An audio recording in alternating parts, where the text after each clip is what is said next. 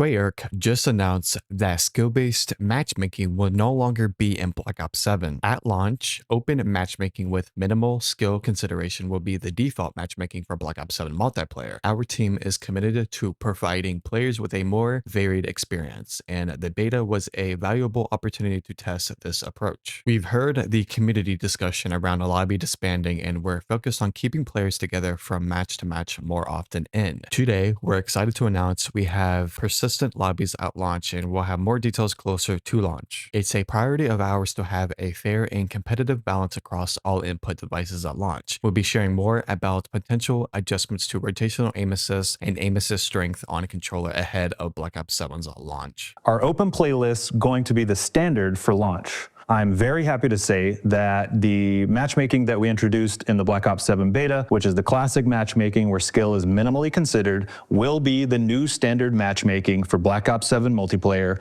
on launch. Why is Call of Duty making these sudden changes to skill-based matchmaking? Why did it take them so long to talk around this subject? The community has spoken on this problem for literal years. Call of Duty itself is in a bad predicament. They are forced to change the matchmaking so players will actually play and not move into Battlefield 6. That is the only reason why Activision would make these changes to Call of Duty. It has been known for the sweatiest lobbies and disbanding lobbies. That means the players will separate once the match is over, which causes more time to actually connect to the next one because the previous lobby you were just in has disbanded and everyone's has separated. It's going to take longer to connect to the next lobby. Minimal skill-based matchmaking makes it so much easier to find faster games and better connections. So you can actually hit your shots. Being forced into skilled matches will forces that bad connection, allowing a smoother experience. With the Black Ops 7 beta, they introduced the open mosh pit, which in the description of the mode, they called it classic matchmaking. So they're going back to their roots to what the original matchmaking was before they introduced the heavy skill-based matchmaking. This is to protect the rookies, which is bad players, so they keep playing. That was their main focus for the audience. I'm very surprised that this is going through the launch of the game of Black Ops 7. There will be a little bit of a skill-based matchmaking just reduced. Activision will do anything to buy back their fans to bring them back onto Call of Duty. In the meantime, this is the right direction. I think bundles will still exist, and that's just how the company makes their profit. That's just how business works. I'm very impressed on the updates on Black Ops 7 beta and where we're heading into the right direction. But also the doors are absolutely terrible. I know they're shootable. I don't want to look through a hallway and shoot a door for it to be open and get gunned down. Hopefully from now till release, they keep pushing these positive updates, not just skill-based matchmaking, but doors and obviously time to kill, which is very fast in the beta. Also with maps and score streaks and more that could also mention for the first time ever in history, Call of Duty is going into the right direction. Why did they wait until now? They could have done this from the get-go. The feedback is all there. If not, they're not going to make any more changes if there's any feedback. And it just makes no sense how all this feedback can be there within proof of them giving feedback, not just from the beta itself, for literal years, probably since,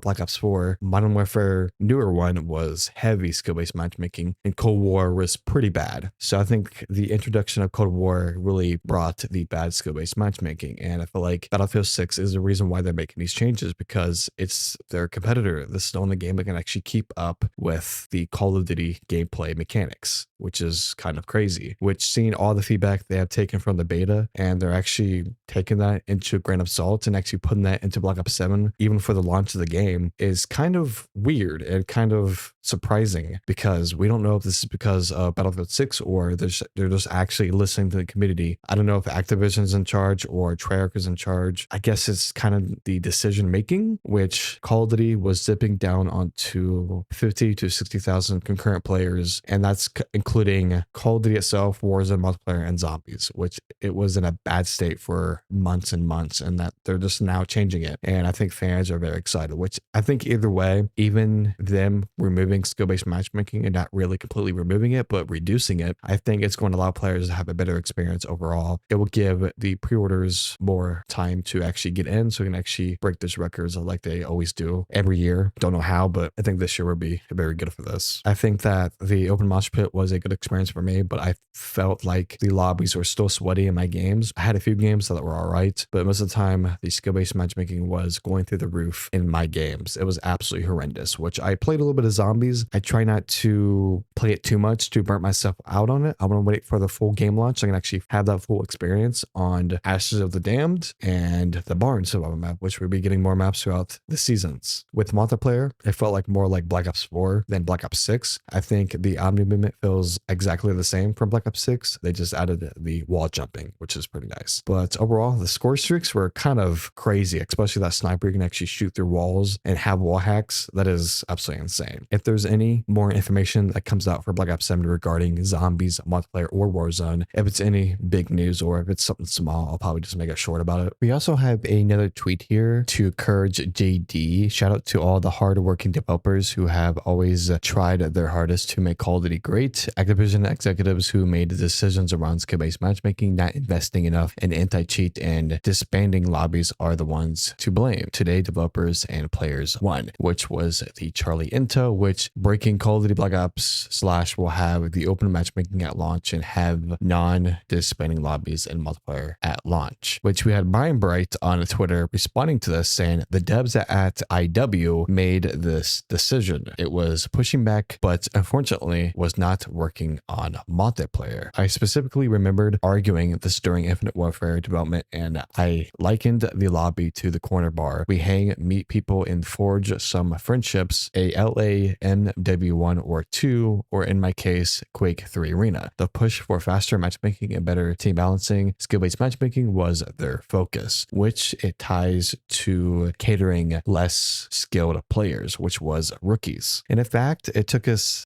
them this long to actually make changes. The Black Ops 7 beta was, I'm surprised they took all this information and actually brought feedback. And if it's like this throughout the whole single year, I think it's gonna be a great year for Call of Duty, and hopefully Battlefield 6 and Black Ops 7 can stay on good ties. And people always like to say, Battlefield 6 is going to be better than Black Ops 7. They both have unique playstyles. Both are two different games. And it also doesn't help that they actually raised the Xbox game prices to $30 with the Game Pass Ultimate, which you get the Fortnite crew, 400 plus games with Game Pass with Xbox launch titles, and plus you get a few extra perks with it, which is pretty insane. And I think raising the prices for Xbox Game Pass, I thought the price was pretty decent for what it was, but now they're changing it, which is kind of crazy because they slightly changed it before the beta for Black Ops 7, and now people have to pay $30 a month to actually get access to the full game, and that's half the game price. So are people going to purchase Game Pass Ultimate for its price for $30, or are they actually going to purchase